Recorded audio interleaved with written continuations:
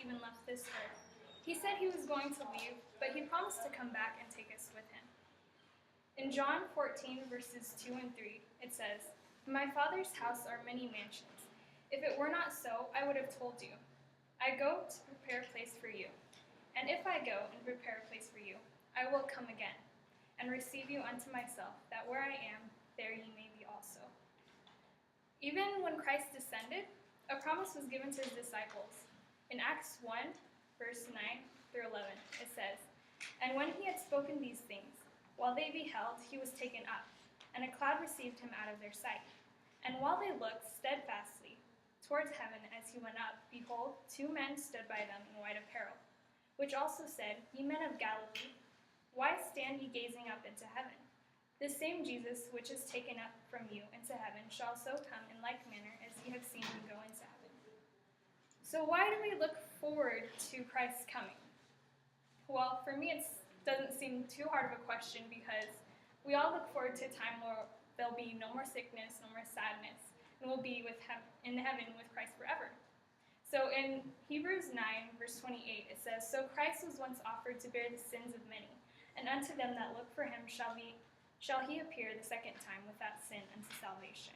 And 2 Peter 3, verse 13 says, "Nevertheless, we, according to his promise, look for a new heaven and a new earth, wherein dwelleth righteousness." So what do we do in the meantime? Do we just do whatever we want? Do we sin? Do we waste time, waste money, and just fix it all right before Jesus comes? Well, obviously not. In Matthew 24, verses 42 to 44, it says, "Watch therefore, for you do not know what hour your Lord is coming. But know this, that if the master of the house had known what hour the thief would come, he would have watched and not allowed his house to be broken into. Therefore, you also be ready, for the Son of Man is coming at an hour you do not expect." Several years ago, I had a friend, and they were away from home. They live out in the country, and someone came and robbed their house. They took their expensive camcorder and a few other things that cost a lot of money. They didn't have an alarm system back then, but they finally got one afterwards. So they weren't prepared for what happened to them. In the same way, in a slightly different way, it's like Christ coming and us not being ready. We always need to be prepared, because if we're just doing whatever we want and sinning and doing what's wrong, to us it will seem that Christ comes as a thief because we aren't prepared. And in Luke 12, verse 42 to 48, it has another example of someone who wasn't ready. It says, "And the Lord said, Who then is that faithful and wise steward, whom his master will make ruler over his household, to give them their portion of food in due season? Blessed is that servant, whom his master will find so doing when he comes. Truly, I say to you that he will make him ruler over all he has.